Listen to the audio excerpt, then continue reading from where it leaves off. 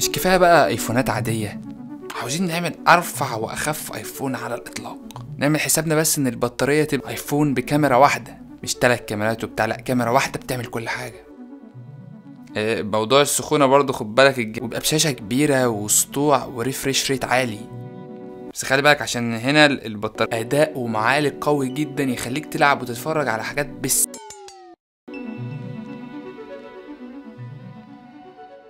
69 ماشي، هصورها عشان ما انساهاش. طيب كلام جميل، كلام جميل وعلى دماغنا طبعا وحاجه، بس على ارض الواقع بقى الكلام ده معلم اترجم لشويه تنازلات بقى حلوين كده. انا بقالي تقريبا 10 ايام على الموبايل اهو، بجرب فيه كل حاجه، مبسوط بيه اكيد ومبسوط بالتجربه بتاعته، وحاجه مختلفه عن الايفونات العادي اللي احنا بنستخدمها. طول الفتره دي بقى انا عمال مصطاد كام حاجه كده في دماغي حاططها، علشان حاجات زي سمك الموبايل طبعا ومسكته في الايد واستخدامه، فكره ان هو بيسخن ولا لا، فكرة البطارية نظامها ايه مع قصة الرفع دي، قصة الكاميرا الواحدة برضو هيعتمد عليها فعلا، ونظامها في الزوم وتصوير الفيديو. هل في تنازلات تانية ما اتكلموش عنها واتقلبت كده في النص؟ فبسم الله خلينا نبدأ بأول حاجة، وهي فكرة الرفع والاستخدام والكلام ده. بص، الايفون اير الوحيد السنة دي في اللي قبل نزلتهم بيستخدم تيتانيوم لسه، وده ما كانش صدفه، واللي هو مثلا عشان السنه اللي فاتت كانوا بيستخدموا تيتانيوم فباقي منهم شويه كده فحطوه. لا يا معلم، عشان التيتانيوم بيستحمل اكتر من الالومنيوم في فكره البند او الانحناء. التيتانيوم ماده قويه جدا وفليكسبل، لما يحصل مع الرفع ده ان الموبايل يتنى منك زي ما انت شايف كده، بيرجع تاني، بيروح ظابط نفسه تاني. هو مهما حاولت تتني فيه هو ماسك نفسه كويس جدا، واتعمل عليه طبعا اختبارات كتير، اتكسر تماما، بس هو كان بيحاول يفهمك بيتكسر عند حمل قد ايه. بس مؤاخذة بس كنت بقفل البتاع. بس استخدام حاجة بالسمك ده معلم خلاص هو تمام بيستحمل. عاوز استخدمه بقى لازم تبقى فاهم ان دي تجربة مختلفة عن عالم الايفونات اللي انت عارفه. بسم الله، الموبايل ده كبير، لا هو ايفون عادي ولا هو ماكس ولا هو برو، وحاجة في النص كده، 6.5 انش، شاشة كبيرة جدا، وعلى موبايل رفيع تحس ان هي انت كأنك ماسك لوح الشاشة بس، والحافة بتاعتها قليلة جدا، والدايرة بتاعتها او الكيرفز اللي هي حوالين الشاشة دي حاسة مختلفة شوية عن البروهات. اوليد طبعا و120 هرتز وبتقل علشان توفر من البطارية. يمكن صوتها مش عالي قوي زي البرو اللي بالمناسبة برضو بنجربه عادي خالص، بس لسه قاد معاه شوية. صوتها البرو طبعا وشاشته اعلى في بره البيت، على طبقة حماية سيراميك شيلد، فيها نفس الدايناميك ايلاند، بس هي شاشة احلى من شاشة البرو بأمانة. يعني ما بحطش الشاشتين جنب بعض كده البرو العادي، لا هي احلى، هي مخلاني يعني حابب استخدمها اكتر. لكن مهم تاخد بالك ان الشاشة الكبيرة دي مع الرفع ده مخلي تجربة الموبايل زحليقة شوية. يعني لو انت مش حاطه في جراب اللي هو خلاص بقى احنا قلنا بقى الموبايل متين فخلاص استخدمه عادي، بص بيعمل كده طول ما انت شايله. حتى الحواف بتاعته عاملينها سيراميك برضو، فاكرين ال 13 هو عامل زي ال 13 بالظبط، 13 برو بتزحلق برضو جدا وبتبصم، ومخليه الموبايل عبارة عن عارف الحاجات اللي بتبقى في النجف القديم كده، بتمسك حتة جوهرة من اللي بتبقى في النجف دي، مش بتبقى خايف عليها ازاي، انت هنا هتتعامل نفس المعامله دي. الحمد لله ان الظهر مش كده، الظهر بتاعه طلع ظهر مصنفر عادي خالص، ما بيبصمش، هو اللوجو بس بتاع ابل بيبصم وبيتخربش شويه. وحلو فيه برضو ان هو خفيف، موبايل خفيف خالص بصراحه، من الحاجات اللي انا مفتقدها في الموبايلات مؤخرا. ماشي عشان يخلي الموبايل بقى رفيع قوي كده وفيتشرستيك وبتاع، عمل ايه بقى؟ مديلك كده راح ساحب السماعات اللي تحت دي، مش سماعات يا شباب، ده شكل بس، هنا مايك بس عادي خالص. انا مش فاهم بصراحه، هي تجربه السماعه الاماميه دي مش وحشه، بس سماعه صغيره خالص كده وبتسمع منها المكالمات وتحس ان الصوت جاي من جوه الموبايل، تحس لما تيجي تسمع فيها مزيكا او فيديوز تحس ان هم عاملين حفله على الضيق كده مش مشكله عشان خاطر بس ان الموبايل رفيع بقى، حتى مش زي سماعات البرو. سماعات البرو اللي قدام كبيره وواسعه وبتطلع صوت حلو جدا، ممكن جدا استحملها لو هي نفس بتاعه البرو اللي قدام، لكن دي سماعه زغنطوطه خالص كده، سماعه مكالمات عادي. بس انا عندي سؤال اذكى بقى بكتير بفكر فيه دلوقتي، معلش يعني قولوا، انا عاوزكم تقولوا لي في التعليقات فعلا انتوا حاسين ده برضو ميك سنس اكتر. ده ايه؟ ده زرار اهو، صح؟ زرار شطر للكاميرا، وفي تكنولوجيا تحته بقى، وسكويزنج وتاتش وسوايبس، صح؟ شيله يا معلم عادي. هو اصلا الموبايل ده مش موبايل كاميرات خالص، هي كاميرا واحده يا دوب، هفتح اضغط ولا هعمل زوم بقى ولا هسوايب، هي كاميرا واحده.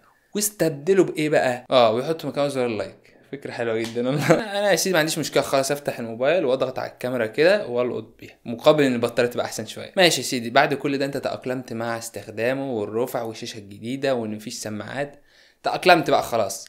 بيعمل ايه بقى في الاداء؟ اداؤه عالمي، اقوى معالج موجود من ابل في الوقت الحالي. مع الشاشه دي ورفع الموبايل بيحسسني ان انا ماسك حته كده فيتشرستيك قوي بصراحه. وهو ده هيبقى شكل الاجهزه بعد كده، انا ما اعرفش، ده احساس واصل لي. ازيك يا معلم؟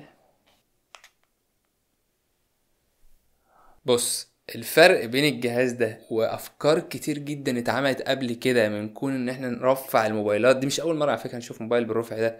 في موبايل قبل كده اتعمل، مش عارف تفكرون ولا لا، الموتو زد. الموبايل ده انا شاريه نسخه منه، دي كانت فكره عبقريه قوي من موتوريلا من زمان، ان هو انا هعمل موبايل رفيع جدا ويلا بقى فيتشرستيك وبتاع، وهنجيب له حاجات بتتركب عليه عشان تقويه.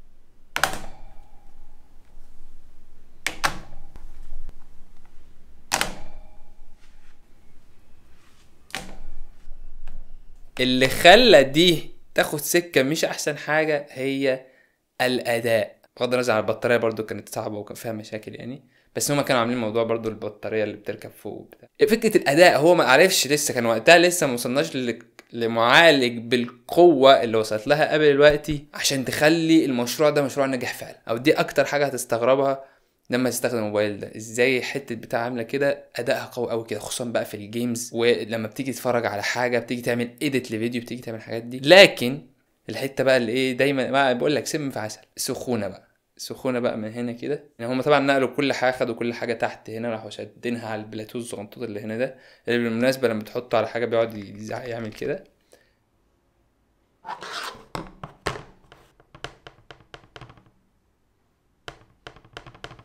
الجهاز بيسخن فعلا، وبيسخن بسرعه قوي، وفي اوضاع عاديه. يعني انا مش ضغط على الموبايل قوي ولا حاجه، انا بستخدمه مثلا فتحت فيديوهين يوتيوب ولا حاجه ورا بعض عشان اتست السماعه، واخدت كام لقطه بالكاميرا بره في الشارع. اللي لاحظته ان هو حاجتين، ان هو اداؤه ما بيقلش مع السخونه، هو بيسخن بس لان هو مفهوش تبريد كافي. وموضوع التيتانيوم برضو مش الومنيوم زي البرو، لا البرو قصه تانية عاملين فيها نظام تبريد هكلمكم عنه. بيسخن عشان مفهوش تبريد كافي، لكنه هو كمعالج واداء هو مستحمل وشغال كويس. بس السخونه دي طبعا بتروح مأثره على الاضاءه اللي في الشاشه، والسطوع بيقوم نازل، زائد ان هي ايه مش مريحه في المسك. انت بتحس دايما معلم شاري موبايل ب$1000 عشان توجع لي دماغي. عشان برضو الامانه الجهاز بيسخن ويقوم راجع تاني بسرعه، ودي برضو بسبب المعالج. هو بيسخن واول ما تسيبه مثلا دقيقتين بس كده يقوم راجع لحالته الطبيعيه عادي. تمام، حط بقى المعلومه دي في دماغك كده.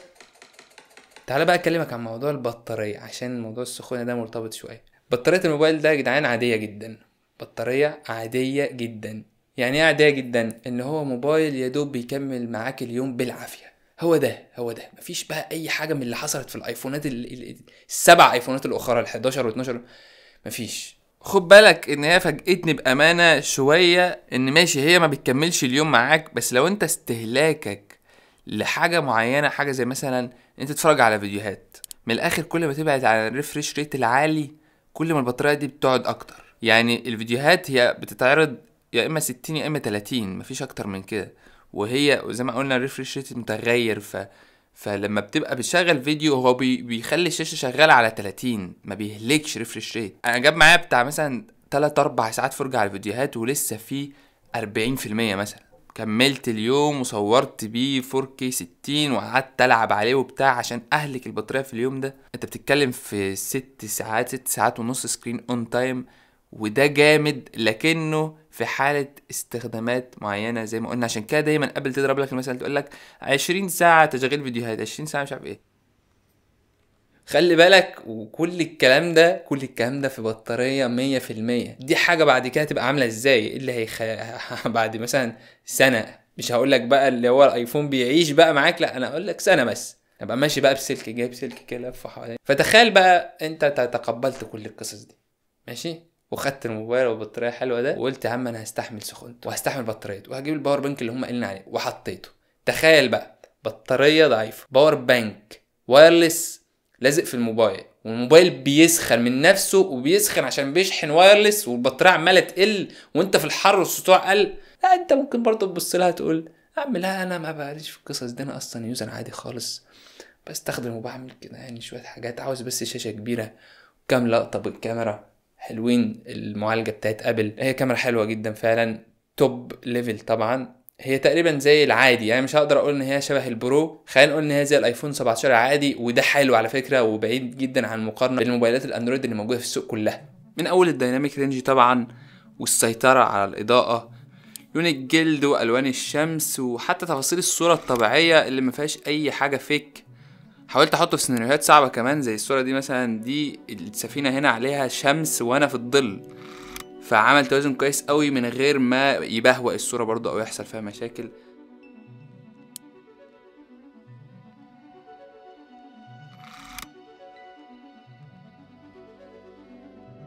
اكيد بيفلت منه حاجات ساعات، والاسود بيتقتل خالص، وده موجود في كل الايفونات سواء العادي او البرو او حتى الاير.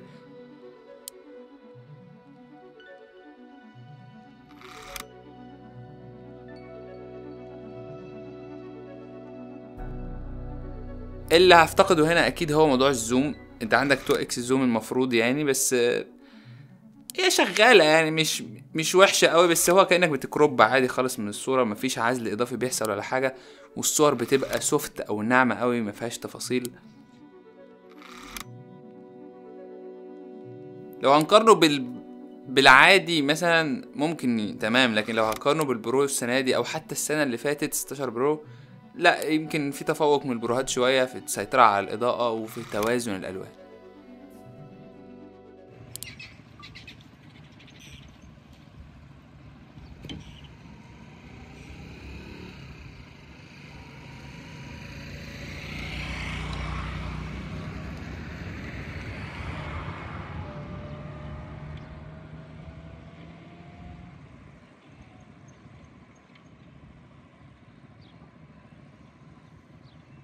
هنا بالمناسبة هو 4K 60 مش 120 زي البروهات، فهو يعني هو اقرب للعادي. اللي انا مبسوط بيه ان هم ما شالوش قصة الكاميرا الامامية، لا الكاميرا الامامية اللي هنا هي من الاخر كاميرا امامية متغيرة ومتحولة وفليكسبل معاك كده. السنسور بتاعها من جوه مربع يعني باخد الفريم ده كده اهو، فانت ممكن تخلي الفريم ده كده او كده. يعني مثلا ده هو تصوير الكاميرا الامامية العادي خالص اللي انا ماسكه في ايدي، بتكون زي اي حاجة في الدنيا. نخرج بره كالعادة، ماسكه زي ما هو عادي خالص. السحاب النهاردة حوار ماشي. لما باجي المفروض بقى هوسع الدنيا او هكبرها او اصور بالعرض، لازم اقلب الموبايل كده، لازم اقلب ايدي، مش الموبايل ماسكة مختلفة. لا الوقت بقى يا معلم لو قفلت الفيديو كده اهو نفس ماسكة الموبايل العادية خالص، تقدر تصور بالعرض برضه. انا ماسك الموبايل وقتي بالطول عادي. السحاب حكاية والكلاب عاملة احلى اجواء. اتفضل والله. بالمناسبة اخدت بالي، معرفش ده ليه علاقة بموضوع المايكات اللي تحت ده ولا لا، بس لما جينا نسجل فيديو بالاير كتم المايك بتاع الموبايل ده سهل قوي. انت لو انت ماسك الموبايل ده كده بتصور بيه، فالمايك بيتكتم كتير، وساعات بيضيع مني لحظات مهمة، فخد بالك من الحتة دي وخلي ايدك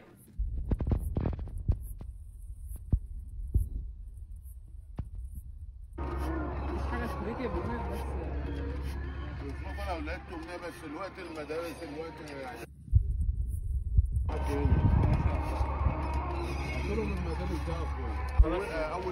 خلينا نتقبل فكرة ان انت عودتني على الكاميرات الكتير من اول ايفون 11. لو انا مستخدم ايفون بس، مش هقول لك انا مستخدم اندرويد من 2000 وكل الاجهزة حتى الايفون العادي بيبقى فيه لينسين على الاقل، الوايد والعادية.